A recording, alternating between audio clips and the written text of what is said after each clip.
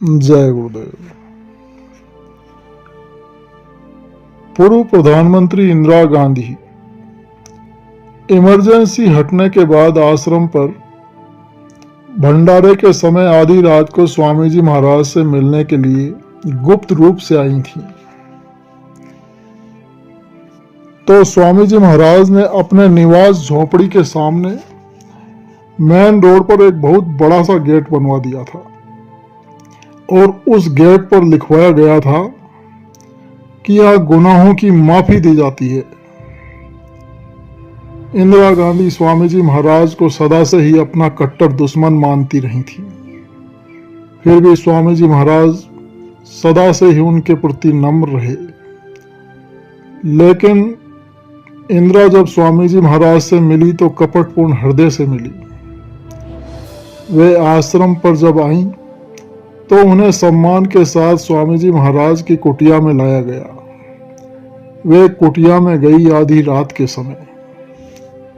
उनके साथ आए थे दिवंगत नारायण दत्त तिवारी, जो उस समय उत्तर प्रदेश सरकार में मुख्यमंत्री के पद पर थे, और श्रीमती मोहसिना किदवई। लेकिन ये लोग स्वामी जी महाराज की कुटिया में नहीं गए, तो उन्हें स्वामी जी की कुटिया से सटी हुई एक बैठक में बिठाया गया। एक गुरु भाई वहां बैठे हुए थे। दोनों नेतागण जमीन पर ही वहां बैठे, वहां और कोई नहीं था। नारायण दत्त तिवारी ने छप्पर की कुटिया को गौर से देखा तो बोले कि झोंपड़ी तो बहुत सुंदर बनी है। ये वही नारायण दत्त तिवारी थे जिन्होंने इमरजेंसी में स्वामी जी महाराज को बेड़ियों में बांधकर जेल में तन्हाई में रखने का आदेश दिया था। लेकिन साफ झलक रहा था कि उनके दिल में इसकी तनिक भी माफी मांगने का भाव नहीं था। फिर भी वे कपट भाव से ही वहां बैठे रहे। स्वामी जी से वे नहीं मिले। इंदिरा गांधी ही स्वामी जी महाराज से मिली, लेकिन वे भी कपटपूर्ण भाव से भरी हुई थी। स्वामी जी महाराज के पास बाल मुकुंद तिवारी थे, जो अब नहीं रहे।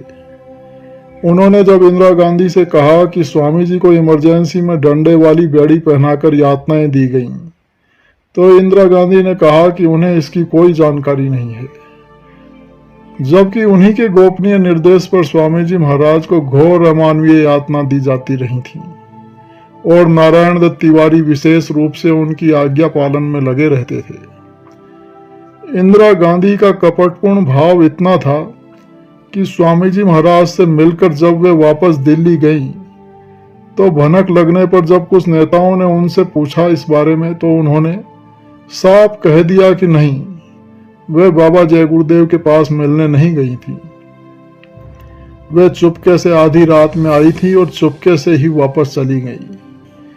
स्वामी जी महाराज के पास आकर के भी इंदिरा गांधी और नारायण दत्त तिवारी अपने कपट भाव और व्यवहार के कारण परम पूज्य स्वामी जी महाराज के समाधान और आशीर्वाद से वंचित ही रह गए। परंतु स्वामी जी महाराज की नम्रता में तनिक भी कमी नहीं आई। वे अत्यंत नम्र भाव से ही मिले उनसे। धन्य है गुरु महाराज, जिन्होंने भाव कुभाव से मिलने वाले सभी जीवों के साथ नम्र भाव से ही व्यवहार किया और निर्मल रूप से ही सभी से मिलते रहे और उन सभी पर कृपा करते रहे। जय गुरुदेव।